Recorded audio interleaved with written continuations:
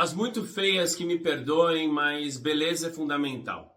É preciso que haja qualquer coisa de flor em tudo isso. Esse é um dos muitos versos do Marcos Vinícius da Cruz de Melo Moraes, o Vinícius de Moraes, falecido em 9 de julho de 1980. Vinícius nasceu no Rio de Janeiro em 19 de outubro de 1913, num contexto histórico muito interessante. O Brasil vivia sua Belle Époque. Chegava a energia elétrica para todo o país e já se falava com intimidade dos aviões. Pereira Passos, prefeito do Rio de Janeiro à época, viveu um período de grandes transformações impulsionado pelas reformas urbanas do início do século XX. A cidade passava por um processo de modernização, com a abertura de grandes avenidas, construção de edifícios imponentes e a implementação de medidas sanitárias para combater as epidemias que assolavam a capital. É importante dizer que várias capitais receberam essa onda de limpeza. Mais conhecido como Poetinha, Vinícius de Moraes foi um dramaturgo, jornalista, diplomata, cantor, compositor e, claro, um poeta brasileiro. Exatamente. O trabalho do Vinícius não era só musical. Ele trabalhava como diplomata e produziu na literatura, no teatro, no cinema e também na música. Filho de Clodoaldo Pereira da Silva Moraes, funcionário da prefeitura, poeta e violinista amador, e de Lídia Cruz de Moraes, pianista amadora, Vinícius é o segundo de 4 filhos. Tudo bom, Chuchu? Meu nome é Alexandre Rocha, eu sou um historiador e gosto de compartilhar uma história prática, que faça bem para o seu dia a dia. Como, por exemplo, você sabia que o Vinícius de Moraes foi um diplomata brasileiro? Bora conhecer essa história. Vinícius estudou na Faculdade de Direito do Catete, hoje Faculdade Nacional de Direito, da UFRJ, e chegou a trabalhar no Ministério das Relações Exteriores do Brasil, nos Estados Unidos, na França e em Roma. E, para entender mais sobre ele, é importante eu te falar como foi a formação, para que você tenha muito mais sobre a vida profissional do Vinícius. Deixa eu te mostrar por quê. A experiência internacional do Vinícius de Moraes começou quando ele ganhou uma bolsa do Conselho Britânico para estudar língua e literatura inglesas na Universidade de Oxford. Por isso, ele até chegou a ser crítico de cinema no jornal Amanhã e colaborador da revista Clima, tudo em 1941. Foi nesse período que ele tenta o concurso para o Ministério das Relações Exteriores, o MRE. Falha em 1942, mas passa em 1943. Trabalhando no Ministério das Relações Exteriores, Vinícius de Moraes assume o seu primeiro posto diplomático como vice-cônsul em Los Angeles, em 1946. Nos anos 1950, Vinícius atuou no campo diplomático em Paris e em Roma, onde estava acostumado a realizar uns encontros muito animados na casa do escritor Sérgio Buarque de Holanda, que nasceu no 11 de julho de 1902 e escreveu livros como Raízes do Brasil, um clássico da historiografia e sociologia brasileira. Publicado originalmente em 1936, esse livro é um ensaio em que investiga a formação da sociedade brasileira, buscando compreender as suas raízes históricas e culturais. Se quiser um vídeo só sobre esse livro, me diz aqui nos comentários. Para muitos, a carreira diplomática do Vinícius de Moraes se encerra quando ele é afastado da carreira, tendo sido aposentado compulsoriamente pelo AI-5. Isso mesmo, pelo Ato Institucional número 5. O Poetinha estava em Portugal apresentando uma série de espetáculos, alguns até com o Chico Buarque e a Nara Leão, quando o regime militar emitiu o AI-5. O motivo apontado pelo afastamento foi o seu comportamento boêmio, que impedia de cumprir as suas funções. Se isso é verdade ou não, eu não sou a pessoa que vai estragar uma boa história com a verdade, né?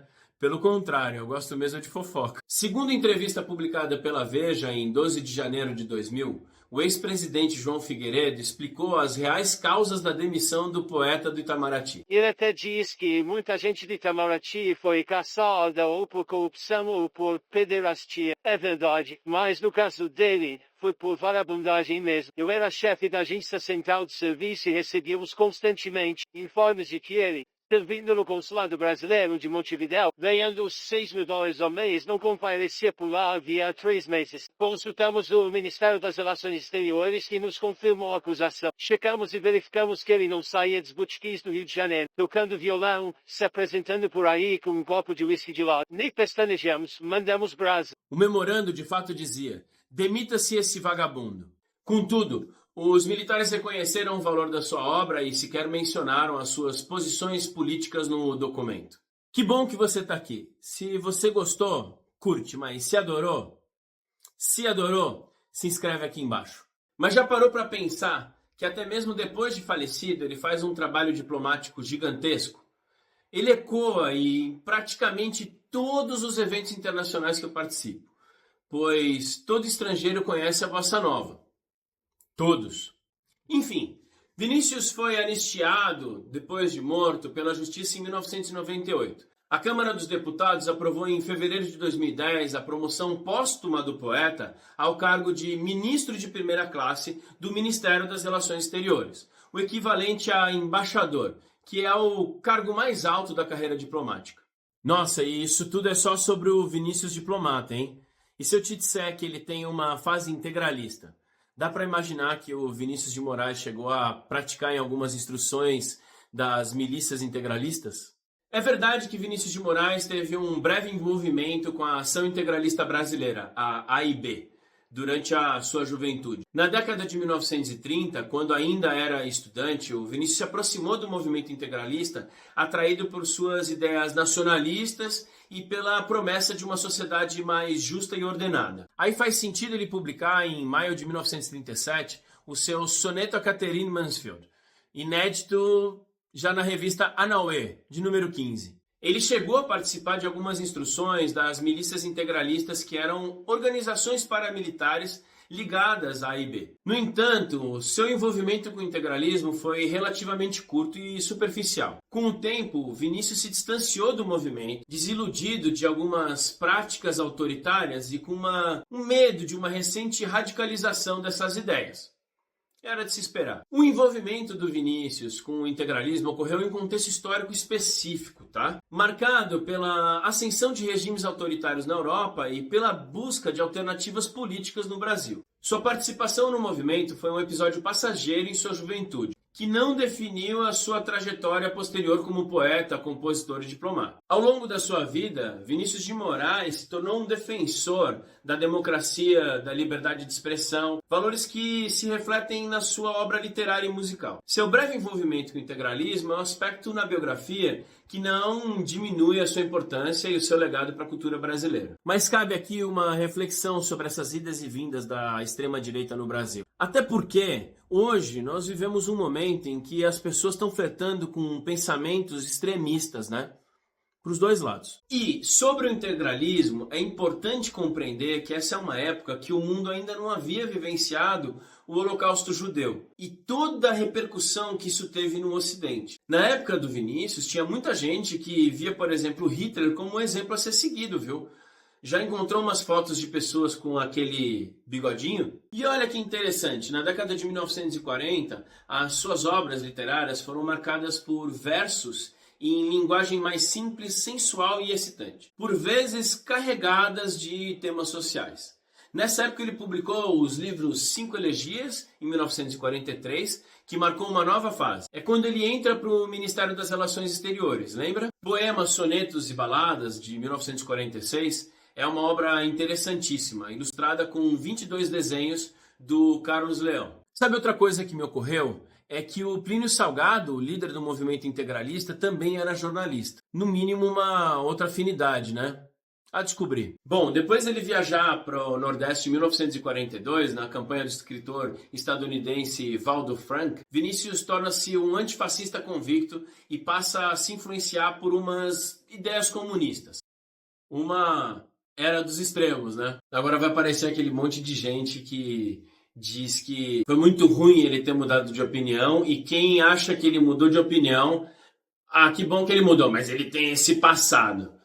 Era dos extremos mesmo. Bom, eu não quero esse papo pesado aqui no canal, mas eu não posso fugir do óbvio, né? Óbvio mesmo é falar do encontro entre o Vinícius de Moraes e o Tom Jobim, de onde vivemos até hoje uma das mais fecundas parcerias da música brasileira. Afinal, a vida é a arte do encontro, né? Gente, esses dois compuseram a trilha sonora que incluía Lamento do Morro, Se Todos Fossem Iguais a Você, Um Nome de Mulher, Mulher Sempre Mulher. Além dessas canções, a dupla Vinícius e Tom compôs, entre outros clássicos, A Felicidade, Chega de Saudade, Eu Sei Que Vou Te Amar, Garota de Ipanema, Insensatez, entre várias outras. O ano de 1958 marcaria o início de um dos movimentos mais importantes da música brasileira, a Bossa Nova. A pedra fundamental do movimento veio com o álbum Canção do Amor Demais, gravado pela Elisete Cardoso, além da faixa título do antológico LP. Outras canções de autoria da dupla Vinícius e Tom, como Luciana, Estrada Branca, Outra Vez e até a Chega de Saudade, tinham interpretações um pouco mais intimistas,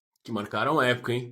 Chega de Saudade foi uma canção fundamental daquele novo movimento, especialmente porque o álbum da Elisete contou com a participação de um jovem violinista que, com o seu modo inovador de tocar o violão, caracterizado por uma batida muito específica, marcaria definitivamente a bossa nova e a tornaria famosa no mundo inteiro a partir dali.